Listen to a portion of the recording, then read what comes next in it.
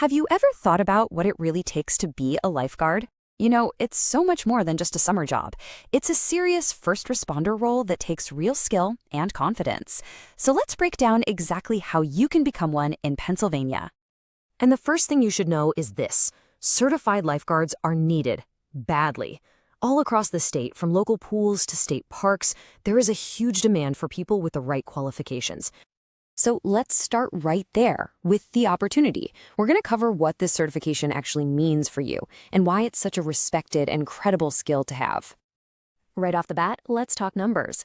The pay is pretty solid, usually falling somewhere between $15 and $21 an hour. So this isn't just any job. It's a role where your skills are actually valued with good compensation.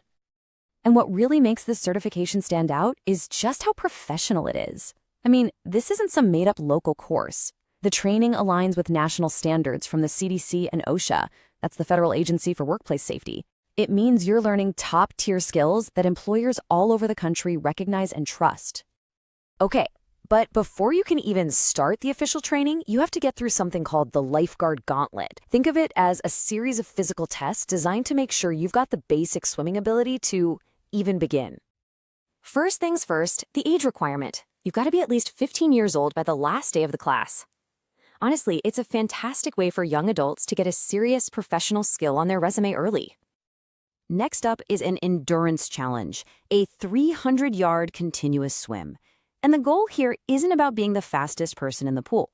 It's about showing you have strong, consistent technique and the stamina to handle a long rescue, using both front crawl and breaststroke.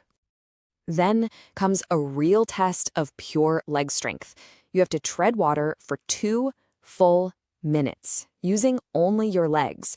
Keeping your hands up and out of the water proves you can stay afloat while keeping your arms totally free to help someone. And the final piece of the gauntlet is basically a rescue simulation. You swim out, dive down 10 feet to grab a 10-pound brick from the bottom and bring it all the way back. And you have to do it all in under 1 minute and 40 seconds. This one really tests the strength and speed you need for a real submerged victim rescue. So, once you've made it through the gauntlet, you're ready for the main event, the training. This is where you go from just being a strong swimmer to becoming a genuinely skilled lifesaver. Now, be ready. This is a real time commitment. The course is a solid 26.5 hours long, and it's a mix of really important classroom learning and a ton of hands-on practice in the pool. In your training, you'll learn to spot different kinds of victims.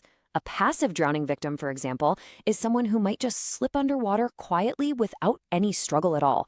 Recognizing that situation is an absolutely critical skill that requires a very specific and very fast response. The number of techniques you're going to master is pretty wild. You start with the fundamentals, like how to enter the water safely or use reaching assists, but you quickly get into the heavy stuff, like how to rescue multiple victims at once, or even how to break away from a panicked swimmer who might try to grab onto you. And the medical training is just as serious. You won't just learn standard CPR for one rescuer. You'll master 2 rescuer protocols, which is all about teamwork and using advanced gear, like a bag valve mask or BVM, to help someone breathe more effectively. And all of this training builds to one thing, the final test. To get certified, you have to prove you can handle these high-pressure, real-world scenarios. This isn't some multiple-choice test. It's you in the water showing you can actually save a life when it counts. So, after all that training and passing those tough final scenarios, what do you actually walk away with? Let's talk about the certification itself. The investment for the whole course usually comes in at around $395. That fee covers all your training, your materials, and that final certification. That's basically your ticket to getting a job. And you've got a few options here. Most people will start with the full certification, and that's good for 2 years. If you're already a guard and just need to renew, there's a shorter recertification course. And if you're hoping to work at a lake or a beach, you can get a special waterfront add-on. So, you have that certificate in your hand. You are ready for the final step. It's time to actually launch your career as a professional lifeguard. And that jump from training to employment can happen really fast. Just take a look at David's experience. He needed to get certified for a job at the YMCA. He found a class that fit his schedule, and boom, he was hired just 2 weeks after finishing. David's story actually brings up a great point. Lifeguarding is not just a summer gig.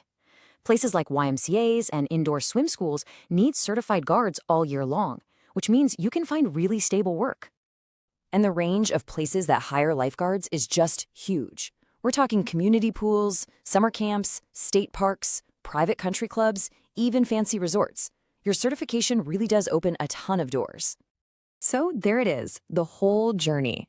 You start by proving you're ready with the gauntlet, you master some incredible rescue and medical skills, and you walk out as a certified professional ready for a job that's in high demand. Look, it's a challenging path, no doubt about it. But it gives you the skills and the power to protect people in your community, to literally save lives. So the only real question left is, are you ready to be the one who makes that difference?